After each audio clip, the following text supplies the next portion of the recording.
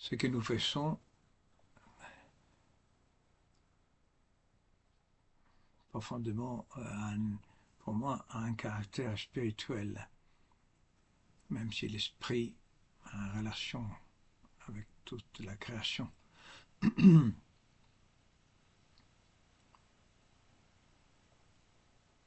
J'ai dit ça parce que nous voulons être le plus efficace possible. Et l'efficacité la plus grande, c'est qu'on faisait les anachorètes se fuir le plus loin possible du monde.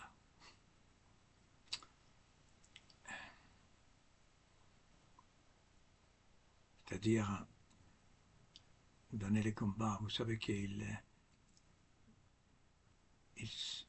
s'éloignait de la ville pour protéger la ville, les moines. Après Constantin, j'ai toujours du mal à dire ces noms, quand les chrétiens ont été acceptés dans l'Empire, avec les 10 000 ans, si connus, il y a des types de personnes qui peuvent pas connaître ou oublier, 313, après sa conversion, après, voilà, ça change la situation, même s'il y a eu des persécutions après. Alors, j'ai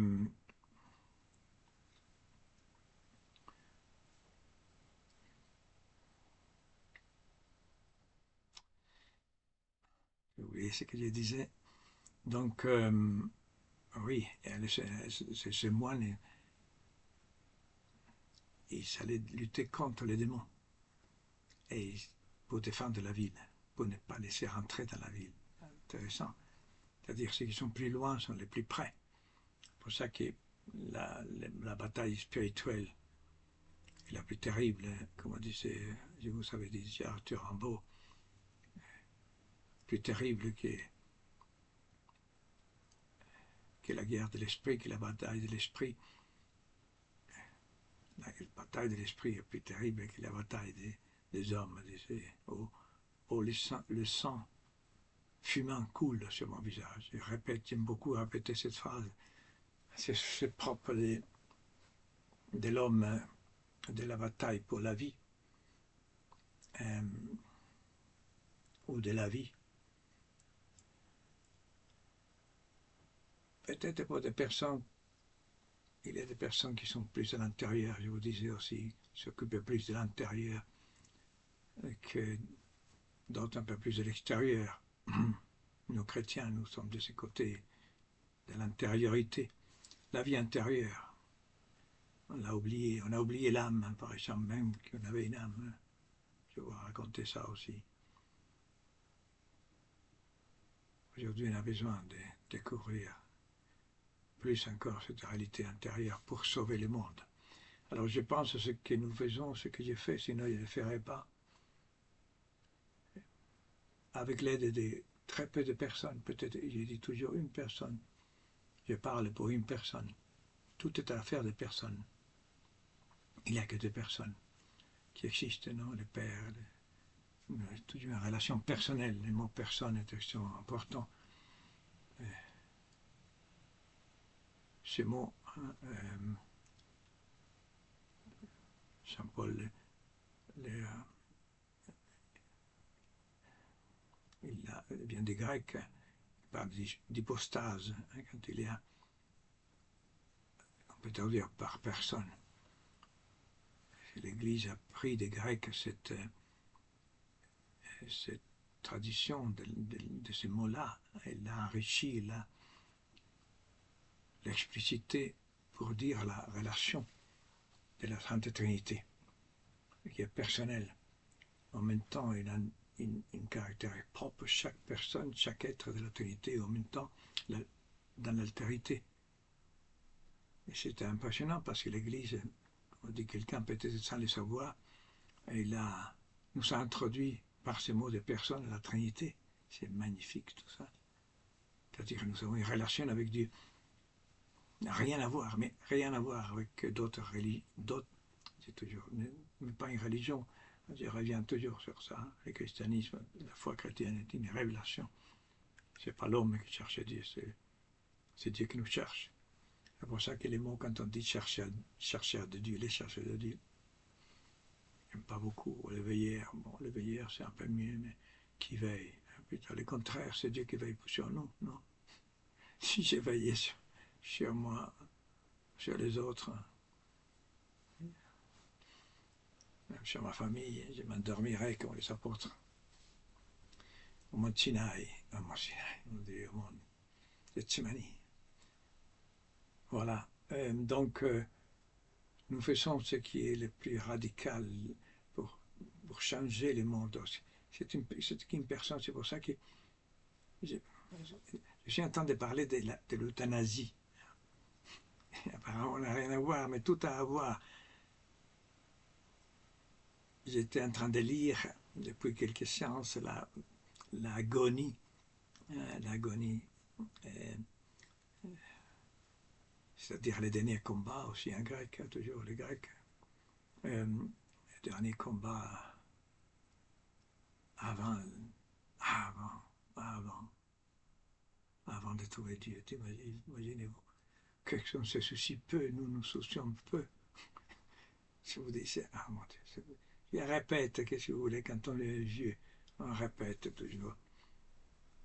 Je vous disais, pour se préparer à avoir une autorité civile, là, qu'est-ce qu'on se prépare, surtout quand on a intérêt à avoir un bon travail, là on s'habille bien. Je me souviens d'une scène, je peux rire aussi, non? Une scène d'un film, ce qu'on appelle le réalisme italien des années 50. Un homme très pauvre qui va demander un emploi, hein, et toute la famille se met à l'habiller, on demande un costume, on prend des cravates, mais toute la famille elle laisse impeccable cet homme. Oh là là, tout pauvre, hein, les pauvres Italiens de ces années-là, vous savez que c'est l'origine de même avant, là, hein, déjà, ça avait migré vers l'Amérique. Et alors cet homme va à ce rendez-vous, hein, et le patron lui dit, écoutez, allez-vous, je vous remercie beaucoup, mais nous savons quelqu'un de très pauvre, hein, pas comme vous, hein, donc il n'a pas eu, s'il n'est bien la vie, n'a pas eu son rendez-vous. Alors voilà, hein, ça c'est, on s'habille bien, on se peigne, on se soigne, on se regarde à la glace. Je m'étonne toujours les garçons, aujourd'hui beaucoup, ça me touche, ça me frappe, on peut dire, hein, quand parfois sont si bien habillés. Oh là là, il y a quelque chose qui ne va pas là-dedans. Hein. Nous, on était plus sauvages, plus roqueux, plus... Alors, c'est bien habillé, tout est impeccable. Les jeunes filles ne parlent pas, alors là, on voit dit tout de suite, là, on va voir quelqu'un qui a intérêt. Et on croit que plus on est habillé, mieux habillé, on croit que c'est mieux. C'est une folie, nous sommes des fous. Et il y a bien un psaume qui dit Dieu s'amuse, Dieu s'en amuse en regardant les hommes. Parce qu'ils sont drôles, les hommes. Oh, c'est beaucoup de méchanceté aussi, beaucoup de cruauté, beaucoup de choses terribles. Voilà. Donc, pour avoir un rendez-vous avec une personne, avec Dieu, imaginez-vous, c'est l'agonie. Donc, j'ai avoir ce rendez-vous. Toute ma vie doit être en fonction de ces rendez-vous.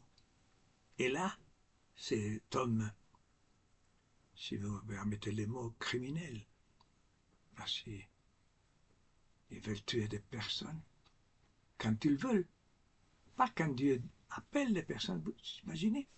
C'est-à-dire dévancer le temps de Dieu, dévancer un rendez-vous de Dieu. Dieu a donné un rendez-vous, j'ai dit, tiens, tu ne vas pas avec Dieu. Moi, c'est toi qui vas crever avant. Et moi, je t'ai fait mourir, dans un état où l'homme n'est pas préparé, imaginez-vous. Ces hommes petits, parlementaires, qui donnent d'aller dans les parlements du monde qui parlent, comme on dit, quelqu'un révolutionnaire. Parlement, c'est le lieu où on parle. Ouais. C'est pour ça que Lénine les a supprimés. Voilà, c'est les mépriser. Et alors, je ne dis pas qu'il faut supprimer les parlements, attention. Donc, ces rendez-vous avec les personnes, avec Dieu. Je suis en train de parler de ça, donc le mot personne, nous sommes irréemplaçables, irréductibles. C'est la théologie catholique, la personne, c'est le seul être qui n'a pas de motif pour exister. Il existe par lui-même. C'est une entité unique. La personne, c'est la seule chose qui regarde Dieu. Quand nous mourrons pas en groupe. Nous mourrons seuls. Parce que c'est une relation amoureuse. Je vous disais, oui, il n'y a pas ailleurs. Allez voir ailleurs, nulle part, dans aucune croyance. Il y a ce rapport amoureux, fou, mais totalement fou. Dieu est tellement fou de l'homme que il nous pardonne avant que nous péchions. Le pardon est exposé, si vous voulez, dans un comptoir, vous allez dans le magasin, à l'église, et vous prenez les pardons, voilà, et vous sortez avec plein de pardons, votre course. Pour la semaine peut-être, après on les a dépensés. Mais pardon, c'est le Christ, c'est la personne de Christ lui-même, ressuscité. Parce que ce qui est garanti, c'est pas la mort. La mort, peut-être on serait condamné, c'est la résurrection de Christ. La résurrection, c'est la preuve, si on peut dire, le sceau du pardon. Parce qu'il dit la même chose que dit le Christ, paix à vous. Incroyable. Après avoir été trahi, je ne sais pas si vous voyez avec le Christ, trahi, mais pas seulement par Pierre, tous sont partis. Et lui qui avait donné tout, qui avait fait tout.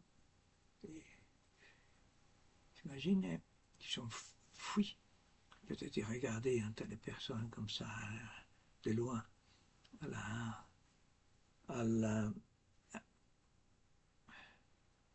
la passion, la Sainte Passion qui arrive bientôt.